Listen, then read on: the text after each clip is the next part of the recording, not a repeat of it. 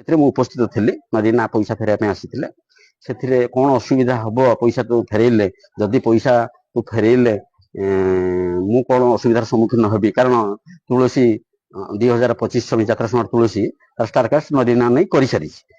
Committee ବି ସେଇ ଅନୁସାରେ ଅଗ୍ରିମ କରିଛନ୍ତି।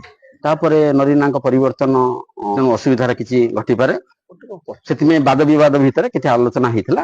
ଶେଷ ପର୍ଯ୍ୟାୟରେ ନରିନା ଖୁସି ହେଇ ଯାତ୍ରା ସମାରୋହ ତୁଳସୀରେ ରହିବେ ବୋଲି ଖୁସି କଥା ହେଇକି ଯାଇଛନ୍ତି। ଯୋଉଠି ଆମେ ବସିଥିଲୁ ତାର CCTV ଫୁଟେଜ ବି ଅଛି। ତ ସେ ଅଭିଯୋଗ କରୁଛନ୍ତି ଯେ ଆପଣ ପ୍ରତ୍ୟକ୍ଷଦର୍ଶୀ, ତାଙ୍କୁ ମାଡ଼ ମରାଇଛି। କାହିଁ ତାଙ୍କୁ ଆଣିକି ମାଡ଼ ମାରିବା ଆଉ ସହଜେ ସେ ବ୍ରାହ୍ମଣ ଲୋକ, ଏସବୁ ଇଏ ସମ୍ପୂର୍ଣ୍ଣ ଇଚ୍ଛା। ଆଲୋଚନା ସମାଲୋଚନା ହେଇକି ପୁନର୍ବାର ଯେହେତୁ ବିବାଦ ହେଇକି ପୁନର୍ବାର ନରିନା ପୁଣି ଫେରି ଯାଇଛନ୍ତି। ଖସ ଖୁସିରେ ଆର ବର୍ଷ କହି ଯାଇଛନ୍ତି ରହିବେ। ଅଗ୍ରିମ ସ୍ନେହ ସଦା ସବୁରେ କଥା, ବର୍ଷକର ଚାକିରି, ଏଇ ସବୁ କଥା ତୁଟିଥିଲା। କିନ୍ତୁ ହଠାତ୍ ନରିନା ପରିବର୍ତ୍ତନ ମତ ଇଏ ପାଇଁ ପଇସା ଫେରିବା ପାଇଁ ଯୋଉ ଆସିକି ଆଲୋଚନା ସମାଲୋଚନା ହେଇକି, କିନ୍ତୁ ଏମିତି କଳାକାର ଅଛନ୍ତି ଏଇ ଏଠି ସେଠୁ ଏଠି ଡିଆଁ ମାରି ବାଦ ବିବାଦ କରି ମାଲିକ ମାନଙ୍କ ଭିତରେ ଶୀତଳ ଯୁଦ୍ଧ କରାଉଛନ୍ତି, ଯୋଉଟା କି ଯାତ୍ରା ଜଗତ ପାଇଁ କ୍ଷତି।